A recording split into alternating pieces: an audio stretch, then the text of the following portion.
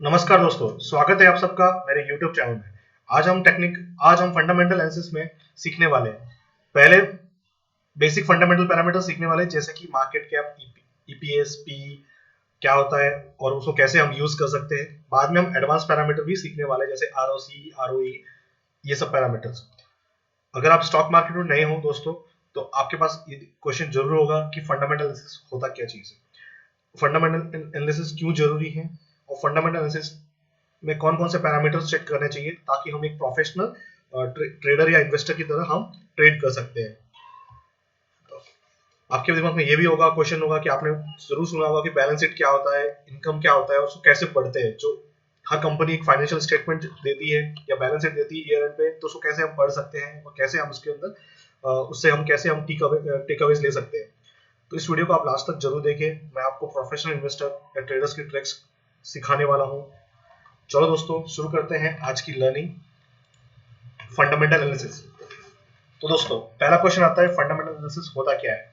Fundamental analysis एक method है, एक वे है जिससे कि हम किसी स्टॉक की रियल वैल्यू डिटरमाइन कर सकते हैं या निकाल सकते हैं, या फिर उसकी या उस स्टॉक के लिए क्या फेयर मार्केट वैल्यू होगी। एक होता है स्टॉक की रियल वैल्यू क्या है, मतलब स्टॉक एक 100 रुपीज पे ट्रेड कर रहा है, इसका मतलब ये नहीं उसकी स्टॉक की 100 वैल्यू है। मतलब रियल वो आपका स्टॉक प्राइस है, बट क्या वो 100 रुपीज का वैल्यू का वर्थ है या उसको उतना पे करना चाहिए, नहीं। तो वो सब हम फेयर फंडामेंटल एनालिसिस से निकालते हैं, निकालते हैं। फेयर मार्केट ये होता है कि मार्केट उसको कितना देने के लिए तैयार है। तो दोस्तों, फंडामेंटल एनालिसिस को जो भी पैरामीटर्स होते हैं उसको हम दो कैटेगरी में डिवाइड करते हैं, क्वांटिटेटिव, एक क्वालिटेटिव। क्वांटिटेटिव का मतलब होता है कि जिसमें हम क्वांटिटी का मतलब होता है नंबर गेम्स, जिसमें कि हम नंबर्स और अमाउंट्स में हम उस फिगर्स को पढ़ सकते हैं। मतलब आपके बैलेंस शीट, प्रॉफिट, लॉस या अदर कुछ इनकम स्टेटमेंट, सेल्स, एक्सपेंसेस, वो सब क्वांटिटेटिव में आएंगे। दूसरा होता है क्वालिटेटिव। इसमें क्या होता है, ये नंबर्स नहीं होते हैं यहाँ पे, ये होता है कि समथिंग रेदर देन क्वांटिटी। यहाँ पे मतलब गुडविल आता है, उनकी ब्रांड वैल्यू आती है, उनके प्रोडक्ट आता है, इनका विजन आता है, इनोवेशंस क्या कर रहे हैं, कहाँ पे वो इन्वेस्टमेंट्स कर रहे हैं, क्या कौन सा सेक्टर्स में अभी उनका फोकस है, ये सब चीजें आपकी क्वालिटेटिव एनालिसिस में आता है। तो चलो दोस्तों, शुरू करते हैं अभी सबसे इंपॉर्टेंट टॉपिक, जिसको कि बैलेंस शीट होता है। तो दोस्तों, बैलेंस शीट कैसे हम पढ़ सकते हैं। तो पहला क्वेश्चन ये, बैलेंस शीट कोई भी कंपनी दो तरह के नंबर्स देती है जो स्टॉक लिस्टेड होती है। एक क्वार्टरली नंबर्स देती है, मतलब हर 3 महीने के नंबर्स देती है, Q1, Q2, Q3 and Q4। Q1 start होता है हमारे इंडिया में मार्च से लेके जून तक, फिर जुलाई से लेके सितंबर, फिर अक्टूबर से लेके दिसंबर, एंड फिर जैन से लेके मार्च। ये क्वार्टर्स होते हैं, 4 क्वार्टर्स। बट जो ईयरली स्टेटमेंट होता है वो March two April, 1 April to 31 मार्च होता है। ये हमारे इंडिया की कंपनीज के लिए होता है। तो इसमें बैलेंस शीट वो देते हैं। बैलेंस शीट मतलब बेसिकली होता क्या दोस्तों, ये सब चार्टेड अकाउंट सीएस प्रिपेयर करते हैं इनको। तो हमको ये नहीं पता करना है कि कैसे हम इसको बनाते हैं, बैलेंस शीट कैसे बनती है, कैसे कैसे पैरामीटर सोचते हैं हम। बैलेंस शीट ये बहुत क्वालिफाइड लोग होते हैं, वो लोग प्रॉपरली बनाते हैं। हमको उसको पढ़ना है और उससे हमको डिसीजन लेना है कि वेदर हमें इन्वेस्टमेंट करना चाहिए उसमें या फिर नहीं करना चाहिए। तो बैलेंस शीट में हमको 3 मेन चीजें समझ में आती है। पहला होता है असेट, कंपनी की कितनी असेट्स हैं। लायबिलिटीज कितनी है, लायबिलिटीज मतलब लोन कितना है, लोन या डेब्ट कितना है उसकी कंपनी के ऊपर। थर्ड होता है इक्विटी। इक्विटी मतलब शेयर होल्डर्स की इक्विटीज कितनी, वैल्यूज कितनी है। तो तो वो हम उस एक मोमेंट पे होता है कि बैलेंस शीट अगर आप मान लो 31 मार्च तक का है, मतलब ईयरली बैलेंस शीट है, तो आपको वो उस ईयर का आपको डेटा मिलेगा। तो असेट, पहला चीज होता है असेट, को डिटेल में देख लेते हैं। असेट्स क्या होता है, ये किसी किसी कंपनी का एक टाइम पे, मतलब उस ईयर में उसके पास कितना कैश है। इन्वेंट्री क्या है, इन्वेंट्री मतलब प्रोडक्ट्स होता है दोस्तों। प्रोडक्ट में दो तरह के प्रोडक्ट होते हैं, finalise product and raw material. मतलब फाइनलाइज प्रोडक्ट मतलब जो प्रोडक्ट तैयार हो चुका है वो डिलीवर करने के लिए। जैसे मान लो एक पेन मैन्युफैक्चरिंग कंपनी है, तो जो पेन के लिए बनाने के लिए जो प्लास्टिक के रॉ मटेरियल्स वगैरह, इंक वगैरह सब आएंगे, तो ये सब रॉ मटेरियल्स में कंसिडर होगा। और जो पेन बन गया है फाइनली, जो उसको सेल करने के लिए रेडी है, तो उसको हम फाइनलाइज प्रोडक्ट बोलते हैं। उसके बाद मशीनरीज भी होती है, पेन बनाने के लिए या फिर जो प्रोडक्ट बनाने के लिए जो मशीनरीज लगते हैं, वो मशीनरीज भी असेट्स में कंसिडर होते हैं। और बिल्डिंग, ऑफ कोर्स, जहां भी फैक्ट्री लोकेट होगा, अगर वो बिल्डिंग उनका खुद का है तो बिल्डिंग भी कंसिडर होगा। तो ये सब आपके असेट्स के पार्ट होते हैं, cash, inventory, machinery and buildings. Liabilities basically ये डेप्ट को रिप्रेजेंट करता है कि कंपनी में कितना डेप्ट है, और कंपनी डेप्ट को हमेशा उसको रीपे करना ही पड़ता है। तो ये मतलब ये लायबिलिटीज है, मतलब कंपनी के ऊपर बोझ, आप एक तरह से बोल सकते हो बोझ की तरह होता है, बट ये हर कंपनी के पास होता ही है। इक्विटीज, इक्विटीज मतलब कंपनी की टोटल वैल्यू जो कि शेयर होल्डर के द्वारा ओन की गई है या शेयर होल्डर के द्वारा है उस कंपनी में। इसमें अर्निंग्स भी होती है, प्रॉफिट भी होता है, जो प्रीवियस मिला प्रॉफिट, वो प्रॉफिट सब इंक्लूड होकर आपकी इक्विटी वैल्यूज बनती है। तो मोटा मोटा अगर हम देखते हैं तो बैलेंस शीट में तीन टर्म्स होती है, असेट, इक्विटी एंड लायबिलिटीज। तो असेट का मतलब होता है कि उसके पास कितनी पूंजी है, सेम भाषा में कैश, इन्वेंट्री, मशीनरीज, बिल्डिंग, क्या क्या कितना वैल्यूज है। डेप्ट कितना है तो वो लायबिलिटीज में कंसीडर होता है। इक्विटीज मतलब उस कंपनी के पास कितने शेयर होल्डर की, वो शेयर होल्डर की वैल्यू है। तो asset asset is equal to liabilities plus shareholders equity, ये एक फॉर्मूला होता है, इस तरह से कैलकुलेट होता है। तो ये बैलेंस शीट पार्ट है। मैं आपको इसको लाइव लाइव एग्जांपल भी दिखाने वाला, तो हम क्या बैलेंस शीट में क्या क्या कहाँ कहाँ दिखता है और कैसे हम इसको रीड करना चाहिए, ये भी दिखाने वाला हूँ इसी वीडियो में। बस लास्ट तक इस वीडियो को जरूर बने रहे। अगर आपके पास कुछ भी क्वेश्चन हो स्टॉक मार्केट के लिए रिलेटेड, फंडामेंटल एनालिसिस हो, चाहे टेक्निकल एनालिसिस हो, या फिर किसी भी टॉपिक पे हो, किसी स्टॉक पे आप रिकमेंडेशन चाहते हो कि किस स्टॉक को हम रिव्यू करके आपको बताएं कि क्या है, तो आप प्लीज उस कमेंट बॉक्स में जरूर ऐड कीजिए और लाइक कीजिए इस वीडियो को। ओके, कैश फ्लो दोस्तों, दूसरा टर्म होता है कैश फ्लो। कैश फ्लो मतलब किसी कंपनी में कितना कैश आ रहा है और कितना कैश जा रहा है, मतलब इन और आउटफ्लोज को दिखाता है उस पीरियड के लिए, मतलब जिस टाइम के लिए बैलेंस शीट ये फाइनेंशियल स्टेटमेंट जनरेट हुआ है। तो कैश फ्रॉम इन्वेस्टिंग जो आता है, इसमें तीन चीजें होती है, cash from investing, financing and operating cash flow.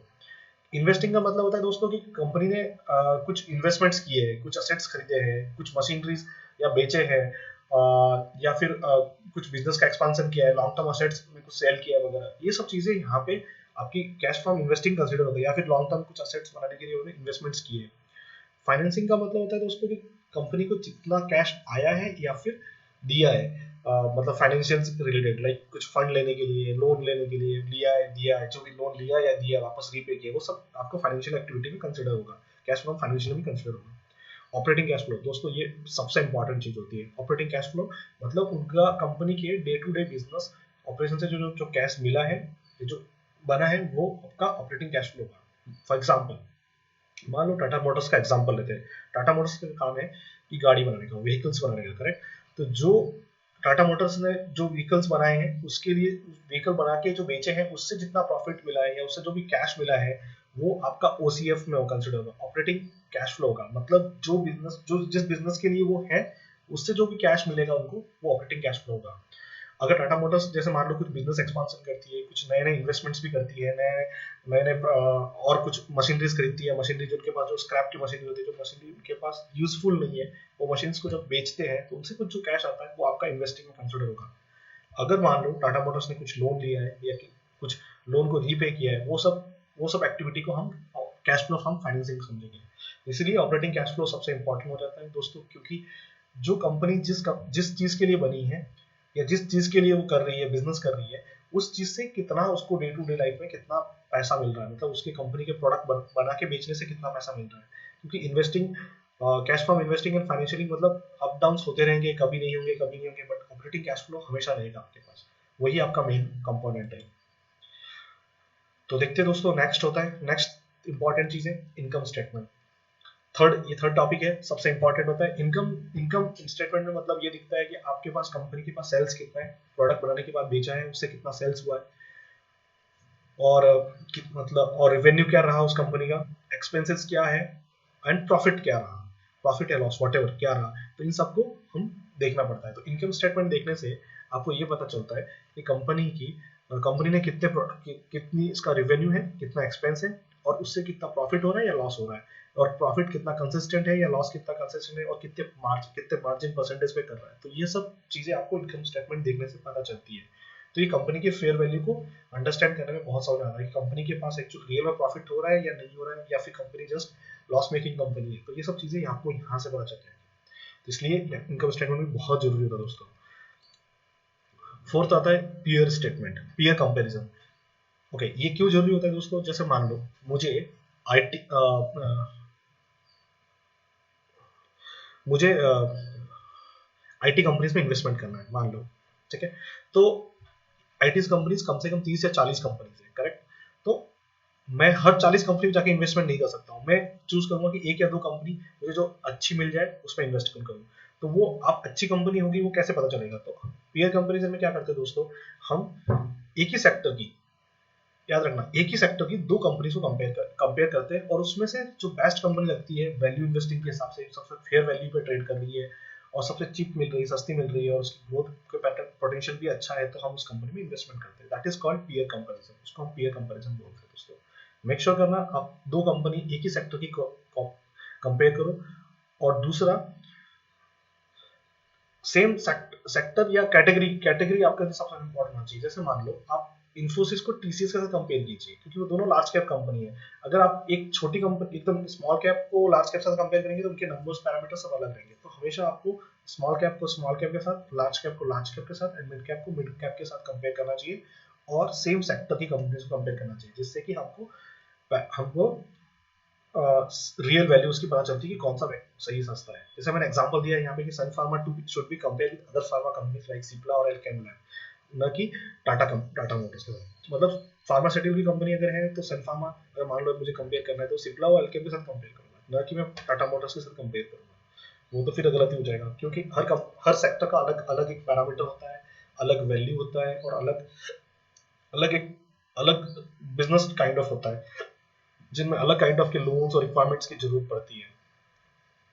तो इसके लिए हमको सेम ग्रुप, सेम सेक्टर की, सेम कैटेगरी कंपनीज को कंपेयर करना चाहिए और ये जरूर करना चाहिए दोस्तों।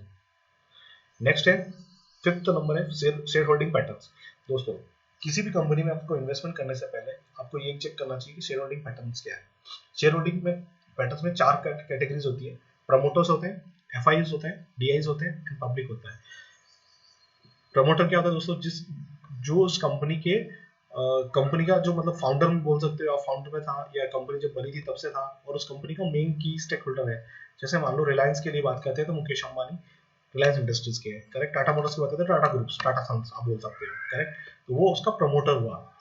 तो एक तो हुआ प्रमोटर, दूसरा आता है एफआईआईस। एफआईआईस मतलब फॉरेन इंस्टीट्यूशनल इन्वेस्टर, जैसे Morgan Stanley, JP Morgan, bank of America, ये लोग जब जितने भी इन्वेस्टमेंट्स करते हैं तो इसको फॉरेन फॉरेन इंस्टीट्यूशनल इन्वेस्टर बोलते हैं। डोमेस्टिक इंस्टीट्यूशनल इन्वेस्टर जैसा कि एलआईसी म्यूचुअल फंड हाउस, अपने सारे जैसे mutual fund house, HDFC mutual fund, ICICI mutual fund, ये जो जितने भी डोमेस्टिक इंस्टीट्यूशनल इन्वेस्टर होते हैं वो डीआईएस कैटेगरी में आते हैं। पब्लिक कैटेगरी दोस्तों, जिसमें कि आम हम लोग, हमारे जैसे ट्रेडर्स आते हैं, रिटेल इन्वेस्टर्स और बिग ट्रेडर्स भी आते हैं, जैसे राकेश जुनेवाला हो गए, दबानी साहब हो गए, ये सब लोग इस पब्लिक कैटेगरी में आते हैं। तो देखो दोस्तों, ये तो आपकी चार कैटेगरीज होगी और कौन से कैटेगरी में कौन सा फिट बैठता है वो हमने डिस्कस कर लिया। और मेक श्योर करो कि प्रमोटर का स्टेक हमेशा एक डिसीजन मेकिंग के लिए, एक कंपनी के डिसीजन मेकिंग के लिए अच्छा होना चाहिए। मतलब आपका प्रमोटर किसी कंपनी को कोई डिसीजन लेना है तो उसको 50% प्लस होना जरूरी है। अगर 50 प्लस है तो ठीक है, काफी अच्छा रहेगा। बट कुछ कंपनी जैसे कि बैंकिंग सेक्टर, फाइनेंशियल सेक्टर्स, इसमें ये 50% से ऊपर 50% हो ही नहीं सकता प्रमोटर का, करेक्ट। तो उस फैक्टर को हम इग्नोर करेंगे। बट जनरली प्रमोटर का स्टेक्स अच्छा खासा होना चाहिए और हमेशा इंक्रीज होते रहना चाहिए या फिर कांस्टेंट होना चाहिए, डिक्रीज नहीं होना चाहिए दोस्तों। हाँ, अभी जैसे सेबी का नया लॉ है कि इस कंपनी में 75% ही प्रमोटर का स्टेक हो सकता है मैक्सिमम, मतलब। तो वो कैटेगरी को सेटिस्फाई करने के लिए वो सेल कर रहे हैं तो that's a different case. But अगर वो ऐसे ही सेल करके निकल रहे हैं, मतलब प्रमोटर खुद निकल के भाग रहे हैं उस कंपनी से, तो फिर उस कंपनी में क्या होगा क्या पता, क्या करेक्ट, कुछ तो गड़बड़ भी हो सकता है। तो उसको हमको फिर अलग तरीके से ट्रैक करना चाहिए। ऐसा नहीं कि वो कंपनी को प्रमोटर स्टेक सेल कर रहा है इसका मतलब गलत है। वो कुछ और चीजों के लिए कर रहा होगा, इंस्टीट्यूट कुछ और इन्वेस्टमेंट्स के लिए कर सकता है, कुछ और बिजनेस प्लान होंगे उनके, एक्सपांशन के प्लान होंगे, उन सब के लिए करता होगा। बट ऐसा बात नहीं, आपको मतलब case to case wise study करना पड़ेगा। बट जनरल केस में प्रमोटर का स्टेक आपको इंक्रीज होते हुए रहना चाहिए या फिर कांस्टेंट होना चाहिए। और एफआईआर और डीआईएस की भी काफी अच्छी पार्टनरशिप होनी चाहिए। पब्लिक शेयर तो है ही, होता ही है दोस्तों। तो चलो दोस्तों देखते हैं अभी इन सब चीजों को हम कैसे, हम बैलेंस शीट कहाँ पे हम देख सकते हैं और कहाँ पे हम इन बैलेंस शीट को हम पढ़ सकते हैं। तो उसके लिए हमारे पास बहुत सारी वेबसाइट्स अवेलेबल है, फ्री अवेलेबल है, जैसे कि screener.in, जो कि आप मेरे स्क्रीन पे देख पा रहे हो। तो ये भी है, मनी कंट्रोल है दोस्तों, और भी बहुत सारी साइट्स है, बट मैं स्क्रीनर को प्रेफर करता हूँ, स्क्रीनर एंड मनी कंट्रोल। मान लो अभी जैसे कोई भी कंपनी है, जैसे मान लो टाटा मोटर्स को मुझे देखना है, या टाटा स्टील का लिख लेते हैं, टाटा स्टील को मुझे देखना है कि मुझे जो हमने डिस्कस किया वो सब देखते हैं, बाद में ये सब पैरामीटर्स भी देखने वाले हैं। तो अभी पहले देखते हैं कि कंपनी में सबसे पहले देखा था हमने, सबसे पहले हम देखते हैं यहाँ पे आपका बैलेंस शीट देखते हैं, असेट लायबिलिटीज एंड इक्विटीज को देखते हैं। ठीक है, तो ये आपका बैलेंस शीट हो गया। देखो दोस्तों, ये ईयरली बैलेंस शीट दिखा रहा है, ये मार्च 2010 में जब डिक्लेयर हुआ तब का था, जो मार्च 2021 11 में क्लोज हुआ तब का था, 12 13 14 से ईयरली आप देख सकते हो। और अभी ये लास्ट में क्वार्टरली इसका दिखेगा, हाफ ईयर का दिखेगा, करेक्ट। तो अभी हमको देखना है कि शेयर कैपिटल, जो शेयर कैपिटल का मतलब वही होता है इक्विटी वाला। तो पहले देखो इक्विटी इतनी थी, आज इक्विटी की वैल्यू अभी मान लो 2021 की बात करेंगे तो 1190 मतलब अप्रोक्सीमेटली 1200 करोड़ है, और यहाँ पे 890 करोड़ के आसपास था। रिजर्व्स की बात करें तो देखो ये रिजर्व 200 के पास इतने थे, 21,000 करोड़ से लेके 72,000 करोड़ हो गए। बोरोविंग 53,000 था, जो कि बीच में बढ़ के देखो, बीच में देखोगे अगर आप बढ़ के आपका 1 लाख के आसपास हो गया था, अभी वापस 88,000 हो गया था, मतलब वापस कम हो रहा है। और अभी देखो 78 का प्रोजेक्शन आ रहा है, तो ये कम भी हो रहा है। अदर लायबिलिटीज पहले 33 था, अभी 81 हो चुका है। जो इस प्लस दिखता है ना, उस पर आप एक्सपांड पे क्लिक करके भी आप देख सकते हो कि और इसमें क्या दिख रहा है। तो देखो इसमें दो आगे इक्विटी कैपिटल्स और एक है प्रेफरेंस कैपिटल। ठीक है दोस्तों, तो अब जैसे लायबिलिटीज को भी अगर आप देखना है तो आपको ये भी देख सकते हो कि ट्रेड पेएबल्स है, advance to form customer, other liabilities items, ये सब चीजें यहाँ पे आपके लायबिलिटीज में आती है। तो ये तो हो गया आपको बैलेंस शीट, बैलेंस शीट कैसे पढ़ना चाहिए।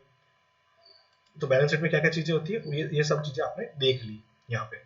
ठीक है, आप यहाँ पे देखना चाहो तो असेट्स भी है, तो असेट्स में देखो ये टोटल लायबिलिटीज होगी आपकी। तो टोटल लायबिलिटीज देखो ये आपका हो गया इतना, करेक्ट। मतलब एक लाख से बढ़ के अभी अप्रोक्सीमेटली 2.5 लाख तक हो चुका है। और यहाँ पे असेट्स भी देखोगे तो 1 लाख से होके 2.5 के आसपास पहुंच गया है। अप्स एंड डाउन्स होते रहते हैं दोस्तों, ये कंपनी के असेट्स देखने का है। दूसरा था कैश फ्लो देखने के लिए। तो देखो हमने डिस्कस किया था कि कैश फ्लो हमको 3 तरीके से देखना है। Cash flow from activity, operating business सबसे इंपॉर्टेंट होगा दोस्तों। तो ये हमेशा आपका बढ़ता रहना चाहिए, ये हमेशा बढ़ता रहना चाहिए, कभी कम नहीं होता रहना चाहिए। तो आपको 10,000 से 5,000 करोड़ हो गया, ठीक है, कभी वंस इन वाइल हो जाता है तो ठीक है, बट आपको हमेशा एक्सपांड होती है। गुड कंपनीज का हमेशा एक्सपांड होता है दोस्तों, ये ऑपरेटिंग कैश फ्लो हमेशा एक्सपांड होता रहता है। तो ये आपका ऑपरेटिंग कैश फ्लो भी काफी अच्छा है इसके पास। आप देख सकते हो 10,000 करोड़ से लेके अभी 20,000 करोड़ तक, 20,000 तक हो चुका है। ठीक है, ऑपरेटिंग इन्वेस्टमेंट फ्रॉम एक्टिविटीज, अगर आप इन्वेस्टमेंट्स करोगे तो ये माइनस किसका दिखता है, मतलब इन्होंने इन्वेस्टमेंट्स किए हैं, करेक्ट। तो उस तरह से आपका ये दिखता रहेगा। तो ये आप इसको देखना और डिटेल देखना चाहते हो तो प्लस पे क्लिक कीजिए, तो आपको यहाँ पे दिख जाएगा जैसे investment sold, investment purchase, fix asset sold, fix asset purchase, हर कैटेगरी के अंदर अलग अलग रहता है। ये पर परचेज बताया यहाँ पे वापस से सोल्ड ज्यादा हुआ। तो ये आपको कैश फ्लोज देखना है, तो इस तरह से आप कैश फ्लोज यहाँ पे देख सकते हो। नेक्स्ट है इनकम स्टेटमेंट दोस्तों। तो इनकम स्टेटमेंट को हमको देखना है, तो इनकम स्टेटमेंट भी अगर आप चाहोगे ना, यहाँ पे आपको एक मिनट, ये आपका प्रॉफिट एंड लॉस है, तो इसको इनकम स्टेटमेंट भी बोलते हैं लोग। ठीक है, तो इसके अंदर आपको दिख जाएगा कि आपका सेल्स क्या था, एक्सपेंस क्या था और ऑपरेटिंग प्रॉफिट क्या था। तो देखो सेल्स आपका बढ़ते रहना चाहिए, तभी कंपनी की ग्रोथ दिखेगी, करेक्ट। अगर आज मान लो कंपनी कोई 100 करोड़ का सेल्स कर रही है, तो अगले साल वो 102 करोड़ 104 करोड़ करेगी, तभी तो ग्रोथ होगी। तो इस तरह से हमको देखना है। तो अभी देखेंगे अगर ये 11 साल हो गए, 2010 से लेके 2021 तक 11 साल हो गए, 11 साल में ये मतलब 1 लाख से लेके 1 लाख करोड़ से लेके अभी 1.56 हो गया, तो मतलब 50-60% ग्रोथ हो गई सेल्स में। एक्सपेंस रेशियो में भी 95, एक्सपेंस रेशियो भी बढ़ेगा बट ज्यादा नहीं बढ़ना चाहिए, मतलब उस लेवल से बढ़ना, जिस लेवल से ग्रोथ हो रही है। तो 95 से लेके 125, क्योंकि सेल्स माइनस एक्सपेंस करेंगे तभी तो आपका पैसा बनेगा, तभी तो आपका प्रॉफिट बनेगा कंपनी का। तो ये ऑपरेटिंग प्रॉफिट है, तो इसको इसमें से माइनस कर दिया तो आपका प्रॉफिट आ गया। तो ऑपरेटिंग प्रॉफिट भी हमेशा कॉन्स्टेंटली बढ़ता रहना चाहिए। तो देखो ये बढ़ता रहा पहले, फिर बाद में ये गिरने लगा, फिर 16,000 करोड़ हो गया, फिर 3,000 करोड़ हो गया, फिर ये माइनस हो गया, और फिर वापस बढ़ने लगा, और ये कंसिस्टेंटली अभी बढ़ रहा है। तो ये कोविड का ईयर था 2020, तो इसको इग्नोर कर सकते हैं, बट हाँ लास्ट ईयर वापस बैक टू ट्रैक आ गए 30,000 करोड़, और अभी 60,000 करोड़ दिख रहा है। तो इस तरह से ये आपका इस बैलेंस शीट में एक और एडवांस टॉपिक है, ये ऑपरेटिंग प्रॉफिट मार्जिन है, मतलब ये कितने परसेंट से प्रॉफिट मार्जिन कर रहे हैं, प्रॉफिट बना रहे हैं कितना परसेंट से। तो 6, 11, 9 ऐसा हुआ, फिर 2 हुआ, ये माइनस हो गया, अभी बढ़ते बढ़ते जा रहा है। देखो फिर 12, 17, 19, 22 सॉरी 12, 20 और 28% हो गया अभी। तो इस तरह से आपका ऑपरेटिंग परसेंट प्रॉफिट मार्जिन हो गया। और ये सब डेप्रिसिएशन वगैरह कैलकुलेट करते हैं। मशीन अगर मान लो कोई खरीदा तो 5 साल में वो डेप्रिशिएट हो जाता है, अगर 6 साल में, वो सब चीजें आती है पिक्चर में। प्रॉफिट आफ्टर टैक्स होता है, तो ये इन्होंने टैक्सेस वगैरह सब पे कर दिए, और ये सब जो अदर थे प्रॉफिट इंटरेस्ट वगैरह कोई पे करना था वो सब निकाल दिया, उसके बाद इनके पास कितना प्रॉफिट बचा, तो ये आपको दिखाता है कि प्रॉफिट आफ्टर टैक्स कितना रहा। तो पहले 2 साल देख सकते हो आप, ये 31 था, फिर 12,000, फिर 8,000, फिर -4, फिर 6,000, फिर -1,300, फिर वापस पॉजिटिव आया, फिर वापस नेगेटिव चल गया, फिर 21,000 करोड़, फिर 15,000 करोड़, फिर -1,400 करोड़ कोविड के टाइम पे, और ये 13,000 करोड़, अभी 47,000 करोड़ आ रहा है दोस्तों। तो इस तरह से आप देख सकते हो। फिर नेट प्रॉफिट आपका ये हो गया, ठीक है दोस्तों। तो ये था। उसके बाद आपको देखना है peer comparison and share holding pattern. सबसे पहले शेयर होल्डिंग पैटर्न को कंपेयर कर लेते हैं, देख लेते हैं, और फिर बाद में पीयर्स कंपेयर को कर देंगे। तो ये रहा आपका शेयर होल्डिंग पैटर्न। जैसा कि हमने डिस्कस किया था, प्रमोटर्स आएगा, एफआईआई आएंगे, डीआईज आएंगे, अब पब्लिक आएंगे। कभी कभी आपको गवर्नमेंट का भी दिखेगा, इसमें गवर्नमेंट के जो स्टेक होता है वो भी यहाँ पे डायरेक्टली दिख सकते हो। तो देखना है कि प्रमोटर का स्टेक्स यहाँ पे कांस्टेंट होना चाहिए या फिर बढ़ते रहना चाहिए। देखो यहाँ पे अभी 2019 में 33 था, अभी 33.19 है, थोड़ा बढ़ा है। पहले बीच में देखो थोड़ा ज्यादा बढ़ाया था 1% के आसपास, बट अभी थोड़ा वापस रिड्यूस किया है। बट हाँ, कांस्टेंट, मतलब ओवरऑल कांस्टेंट प्रॉफिट, कांस्टेंट है इसका शेयर होल्डिंग पैटर्न से, तो प्रमोटर के पास काफी अच्छा स्टेक है। एफआईआईएस में देखिए, एफआईआईएस 14% था, अब 21%, मतलब एफआईआईएस ने बढ़ाया है। तो देखो दोस्तों, डोमेस्टिक एफआईआईएस एंड डीआईएस ये सबसे टॉप क्लास के इन्वेस्टमेंट्स होते हैं, वो काफी रिसर्च करते हैं एंड देन इन्वेस्टमेंट्स करते हैं, करेक्ट, और उनका स्टेक्स बनाते हैं। तो हम उनको भी फॉलो कर सकते हैं, तो हम एक अच्छा ग्रोथ मिल सकता है, या हम अच्छा रिटर्न कमा सकते हैं, तो हमें इनको फॉलो करना चाहिए। तो एफआईआईएस एंड डीआईएस देखो यहाँ पे तकरीबन 33-34% था, इन दोनों को मिला के अभी एफआईआईएस एंड डीआईएस का मिला के 43 के आसपास था, 40% के आसपास, 40-40% के आसपास था। अभी भी यहाँ पे 40% के आसपास इनके पास इन्वेस्टमेंट्स है। गवर्नमेंट का लगभग कांस्टेंट है, पब्लिक का अब पहले 23% था, अभी 26% है, मतलब 2-3% ये एफआईआईएस और डीआईएस में सेल किया है, बट ओवरऑल इनका काफी कांस्टेंट है। तो इस तरह से आप शेयर होल्डिंग पैटर्न देख सकते हो, ये कांस्टेंट होना चाहिए, और प्रोमोटर का काफी अच्छा स्टेक्स होना चाहिए, एफआईआई से डीएस भी होना चाहिए, पब्लिक के पास कम होना चाहिए दोस्तों। नेक्स्ट है पीयर कंपैरिजन। ये देखिए दोस्तों, अभी ये जैसे ये टाटा मोटर्स का दिखा रहा है, ये स्टील सेक्टर की कंपनी है, steel and large cap company, correct. तो हमको लार्ज कैप कंपनी के साथ ही कंपेयर करना चाहिए। जैसे टाटा स्टील, तो अभी मुझे कंपेयर करना है, तो मैं जेएसडब्ल्यू स्टील के साथ कंपेयर करूंगा, तो मैं यहाँ पे देखूंगा कि इसका पीई कितना है, ये पीई क्या है। अभी पीई क्या है, क्या होता है, वो हम अगले अगले वीडियोस में देखने वाले हैं, बट इस वीडियो में आप इतना देख सकते हो कि आप कैसे कंपेयर करते हैं, प्रॉफिट कितने आ रहे हैं उनके पास, वेरिएबल्स कैसे हो रहे हैं। फिर इसके बाद मैंने मान लो पहले मैंने टाटा स्टील के सारे पैरामीटर्स चेक कर लिए कि प्रॉफिट ग्रोथ कैसा है, सेल्स ग्रोथ क्या है, रिवेन्यू कैसा आ रहा है, वगैरह वगैरह, ये सब देख लिया। तो उसके बाद मैं क्या कर सकता हूँ, यहाँ पे डायरेक्टली जो ये से लिंक दिखेगा, तो आप इसको क्लिक करके ओपन कर दीजिए, तो आपको एक साइड टैब में ओपन हो जाएगा, और आप यहाँ पे जाके इसके पैरामीटर्स भी एक बार देख सकते हो पूरी डिटेल्स में, और उसके बाद कंपेयर करके आप डिसीजन ले सकते हो कि आपको जेएसडब्ल्यू स्टील अच्छा लग रहा है, टाटा स्टील अच्छा लग रहा है, या सेल अच्छा लग रहा है, जो भी, मतलब इन कंपनीज की जो लिस्ट में है वहां से आप कंपेयर करके आप एक अपना डिसीजन बना सकते हो इन्वेस्टिंग वगैरह करने के लिए।